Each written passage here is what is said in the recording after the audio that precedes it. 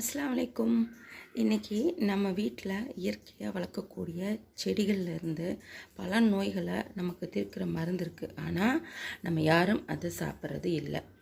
இன்றைக்கி பாருங்கள் செடி, இது சங்கு புஷ்பம், இது பப்பாளி, சிறியானங்கை, வல்லாரை, துணுத்தி பச்சிலை, வெற்றிலை, கொய்யா இலை, இது ஓரிதழ் தாமரை.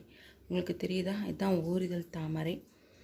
இது சுடுகாட்டுப்பூ, ஆவாரம்பூ, துளசி, துண்ணூற்றி பச்சிலை. இந்த மாதிரி ஏகப்பட்ட செடிகள் நம்மளுடைய நோயை தீர்க்குதுங்க. சுகர், நீரிழிவு, பிபி, இன்னும் கூட கேன்சரினுடைய ஆரம்ப செல்களை கூட இந்த மாதிரி இலைத்தலை நமக்கு விரட்டி அடிக்குது. இது கூட தும்பை செடி, கீழா நெல்லி, இந்த மாதிரி எல்லாமே சாப்பிட்டு நம்ம இயற்கையாகவே நோயை விரட்டி கொள்ளலாம். காலையில் எழுந்திரிச்சு எல்லாருமே இது